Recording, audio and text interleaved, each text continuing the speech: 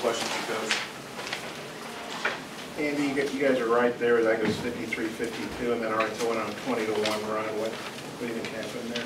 You know, Bob, we weren't very good all night. You know, I thought we started the game off. I think we were 3 for 4, and then we went 1 for our next 15.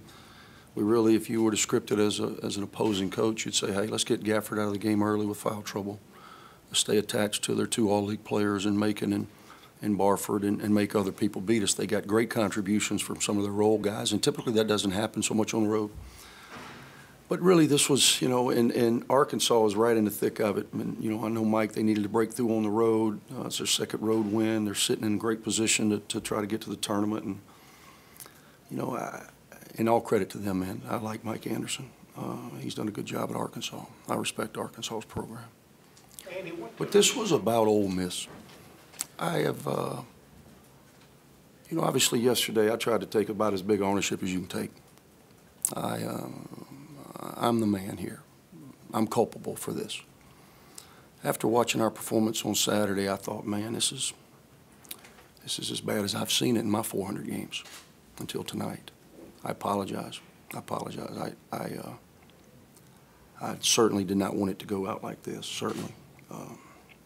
But as I said yesterday, my words are ringing hollow. I can't get them. I can't reach them. I was about to ask you, you talked about wanting to end this thing strong, but what can you do at this point? The only thing that you can do, and I just told Keith on radio, and we do this every year. At the beginning of the season, we'll pull out a jersey, and we talk about the significance of wearing the jersey and what that represents. And on the front of every one of those jerseys, it obviously says Ole Miss. And in order for our team to be successful, everyone, starting with me, has to surrender to that team.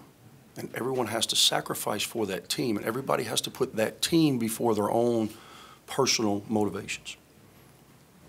And then on the back, it's their name. And it's not Andy or John or Bill or whoever. It's their last name. It's their family name.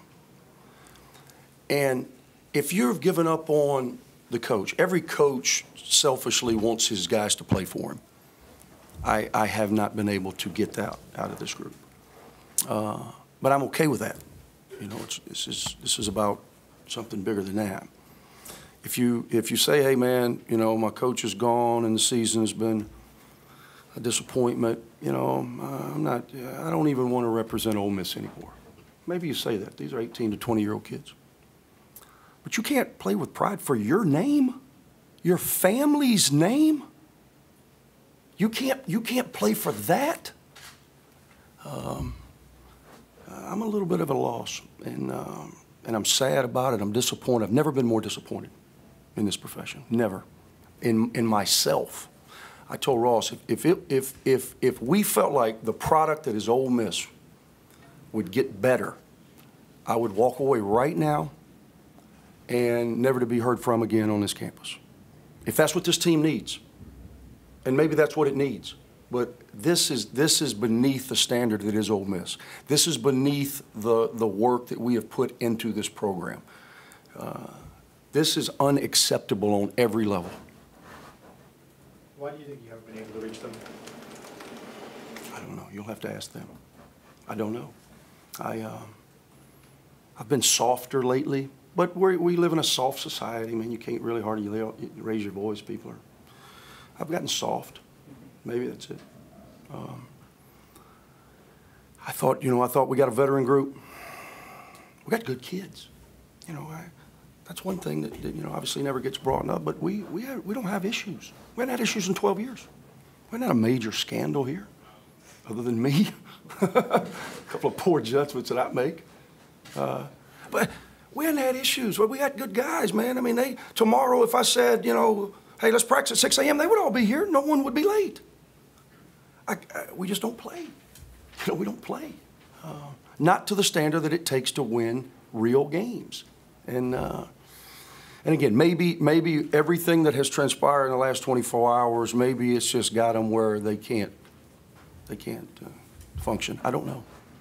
But I certainly was not anticipating that tonight. You know, we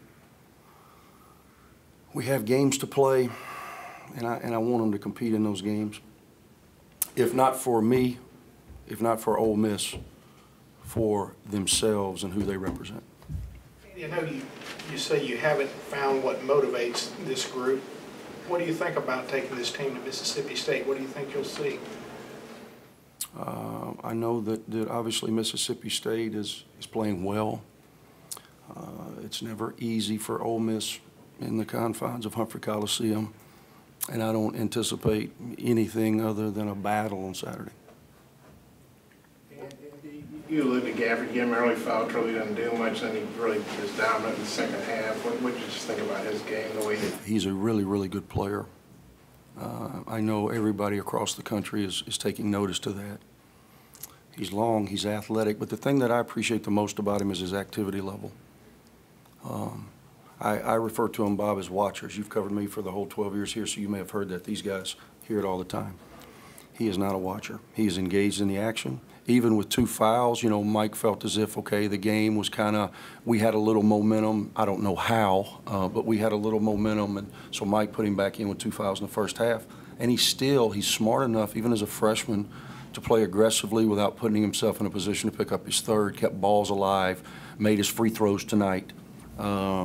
He's a tremendous player. More questions? In light of the announcement yesterday and the season you've had, you talked about motivation. Were you worried about them being motivated coming out here tonight? You know, I just try to be honest, and I thought honestly it would, you know, Ross and I sat here yesterday, I thought it would take some pressure off of them so that the narrative wasn't about, you know, what is happening with the coach and what's the future of the program. It would just be about basketball and fun and let's go play, you know, and compete. You only have so many games in your life. Every day I say, man, game day is special. You only have so many of these in your life.